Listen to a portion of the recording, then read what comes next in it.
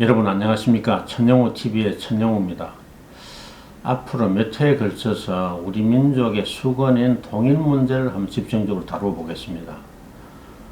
북한이 핵미사일을 만들고 내어놓지 않으려고 발버둥 치는 게 적화 통일을 위한 거라고 믿는 분들이 적지 않고, 또 문재인 정부의 대북 정책의 종착점이 연방제 통일이 될까봐 걱정하는 분들도 많은 것 같습니다. 적화 통일이 김정은에게 궁극적 목표라는 데는 별 이견이 없을 겁니다. 그런데 우리가 걱정해야 될 적화 통일이 핵무기를 이용한 무력 통일과 남북 간 합의를 통한 연방제 통일밖에 없을까요? 김정은이 원하는 통일은 연방제가 됐든 뭐가 됐든 자기가 영구집권하고 또 무소불위의 권력을 계속 행사할 수 있는 그런 통일 아니겠습니까? 최소한 평생 북한만의 절대 권력자로 남아있는 것보다는 나은 통일이 아니라면 굳이 할 이유가 어디 있겠습니까? 다시 말씀드리면 김정은에게 최선의 통일은 한국을 접수해서 북한처럼 마음대로 다스릴 수 있는 그런 통일입니다. 그보다는 조금 못하지만은 김정은에게 최소한 믿질 것 없는 그런 통일은 자기가 평생 북한의 최고 지도자로 남아있으면서 한국의 돈은 마음대로 끌다 쓸 수가 있고 한국의 군사력과 외교안보 정책을 마음대로 통제할 수 있는 그런 통일일 겁니다. 그런데 김정은에게 가장 손쉬운 통일 방법은 뭘까요? 김정은이 총 한 방 쏘지 않고 가장 쉽게 통일할 수 있는 방법이 있는데 아무도 걱정하는 분이 없는 것 같습니다. 뭐냐 하면 그냥 대한민국의 현행 선거법에 따라서 통일 대통령 뽑자고 하면 어떻게 할 겁니까? 우리 정부가 반대할 명분이 있습니까? 조선노동당 후보로 김정은이 출마하면 통일 한국의 대통령으로 당선될 수 있습니다. 그게 무슨 소리냐 하는 분이 있겠지만은 한번 따져봅시다. 남북한의 인구 비율이 대략 2대1 아닙니까? 100분율로 하면 67대 33이 되는 거죠. 남한의 투표율이 80%, 북한의 투표율이 99%라고 한번 가정을 해봅시다. 북한은 99%가 김정은에게 투표하고 한국의 표는 좌우로 분산되고 김정은이 그 중에 한 10%를 가져간다고 치면 김정은이 대선에서 38%를 차지할 수 있다는 그런 계산이 나옵니다. 남한의 투표율이 80% 이하로 내려가면 김정은의 득표율은 더 높아집니다. 38% 득표율로 당선된다는 보장은 없지만은 보수 세력이 분열되면 어렵지가 않습니다. 19대 대선에서 문재인 대통령이 얻은 41.1% 중에서 주사파 목선 대부분 김정은이 흡수할 가능성이 있기 때문에 진보 좌파 진영은 단일 후보를 내더라도 38% 얻기 어려울 수가 있습니다. 만약 보수 세력이 지리멸렬하고 분열되어 있다면 누가 38% 얻을 수 있겠습니까? 그렇다면 김정은이 대한민국 선거법에 따라서 남한을 쉽게 접수할 수 있는 이런 방법을 두고 왜 안 하고 있을까요? 그게 좀 의문이기는 하지만 가장 큰 이유는 대통령 임기 제한 때문이 아닌가 싶습니다. 북한의 최고 권력자를 평생 할 수 있는데 5년짜리 단임 통일 대통령은 별로 김정은에게 탐나지 않을 수가 있습니다. 5년 임기의 대기업 CEO보다 누구 간섭도 안 받고 평생 자기 마음대로 운영할 수 있는 중소기업 오너로 남아있는 게 차라리 더 실속이 있다 이렇게 생각할 수가 있죠. 중소기업 오너 자리는 평생 보장하는 조건으로 대기업 CEO도 겸직하는 것이라면 모를까. 대기업 CEO 한번 해보려다가 자칫 자기가 소유한 중소기업까지 뭐 흔들리면 어떻게 하나 이런 고민이 들 수가 있겠죠. 김정은은 아주 영악하고 모양보다는 실속을 중시하는 그런 사람입니다. 두 번째는 통일 대통령이 되더라도 국회에서 조선노동당 단독으로 입법에 필요한 절대 다수 의석을 확보하기가 어렵기 때문일 겁니다. 물론 민주당과 정의당의 주사파를 포섭하면 입법 권력을 장악할 수도 있지만 영구 집권을 위한 개헌 정족수를 확보하는 것은 불가능합니다.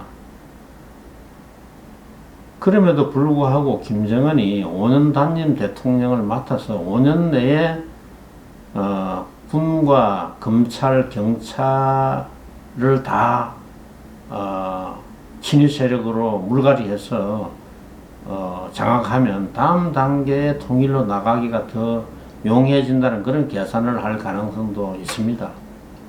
이런 가능성에 대비해서 하루속히 우리 대통령 선거법과 국회의원 선거법을 개정해서 프랑스식의 결선 투표제를 도입해야 됩니다. 그러면 북한의 핵미사일은 적화 통일을 위한 것일까요? 제가 28회 영상에서 설명드린 대로 북한의 핵이 김정은이 원하지 않는 통일을 막는 데는 확실한 효용이 있습니다. 북한이 내부 병고로 무법천지가 될 때 한국에게는 군사 개입을 통해서 안정화하고 북한의 행정권을 접수할 수 있는 천재 일우의 기회가 옵니다.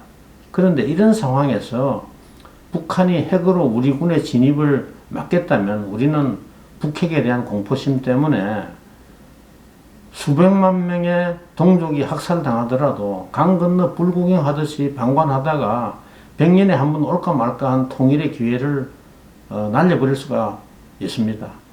그런 면에서 한국 주도의 자유통일을 막는 데는 핵보다 더 효과적인 수단이 없습니다. 그러나 북한 핵이 적화 통일에 도움이 될 수는 있어도 적화 통일을 보장하는 것은 아닙니다. 북핵의 인질 상태에서 한국 정부가 선택할 대북 굴종이 적화 통일에 유리한 조건을 제공하는 것은 맞습니다. 그렇다고 한미동맹이 건재한 상황에서 북한이 핵무기를 사용하면 그 북한이 멸망을 면할 수가 없습니다.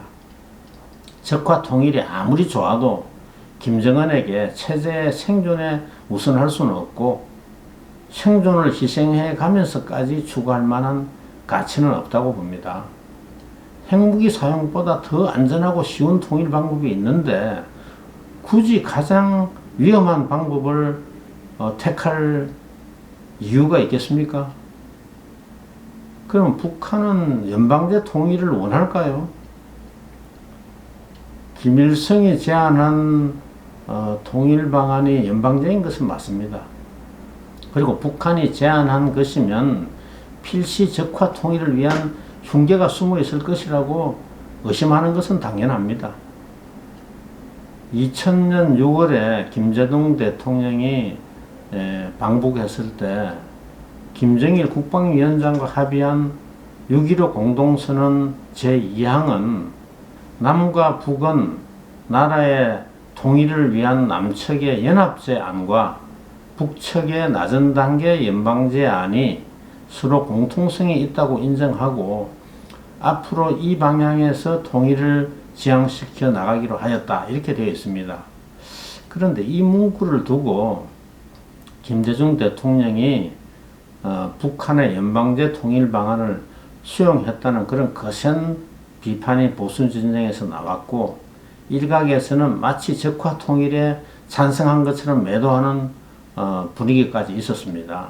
그 이후에 통일 담론은 진영 논리를 벗어나지 못하고 지금도 연방제 통일을 적화 통일과 동일시하는 시각이 지배적입니다.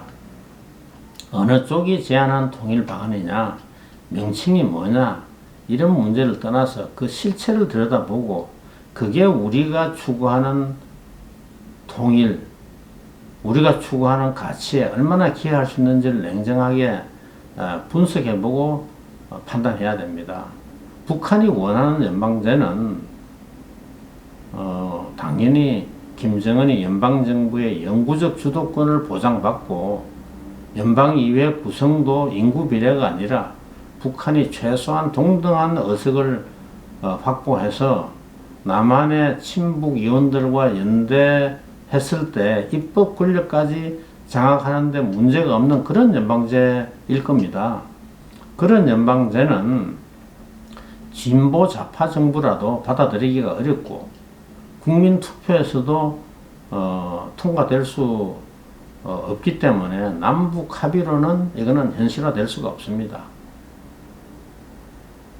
연방제 통일이 좋은지 나쁜지는 무엇으로 판단하는 게 맞을까요? 연방제도 연방정부와 지방정부 간의 권력 배분, 그리고 지방정부의 자치권의 범위에 따라서 천차만별입니다. 연방제는 무조건 나쁘고 국가연합이나 자유민주통일은 무조건 선이라고 단정할 수 없습니다. 지방정부의 광범한 자치권을 허용하고 연방정부의 권한을 약화시킬수록 북한이 완전한 적화 통일을 시도할 때 이를 막는 장치로서는 유용합니다.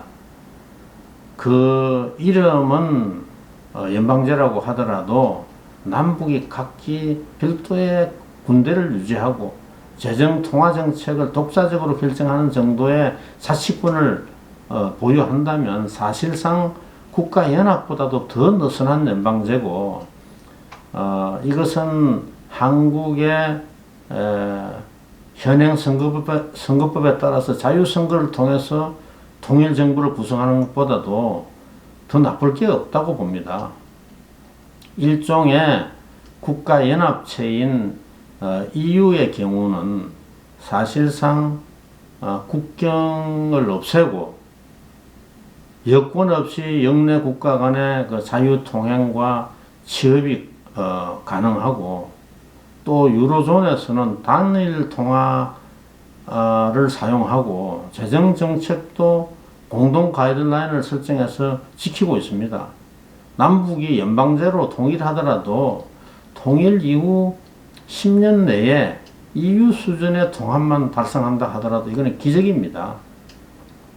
현행 선거법에 따른 자유선거로 통일 대통령을 뽑을 경우에는 나라를 몽땅 김정은에게 넘겨주는 것일 수가 있고, EU보다 통합 수준이 낮은 연방제라면 적화 통일을 막을 여지가 남아 있습니다.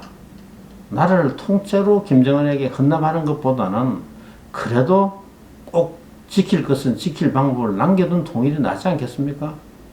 결론적으로 보수 세력의 분열은 진보 세력의 장기 집권을 보장해주는 걸로 끝나는 게 아닙니다. 연방제보다 훨씬 더 나쁜 통일의 길을 열어주고 자칫 김정은에게 나라를 통째로 갖다 바치는 그런 재앙을 초래할 수 있다는 점을 저는 유념해야 된다고 봅니다. 오늘은 여기까지 하겠습니다. 천영우 TV의 천영우였습니다. 감사합니다.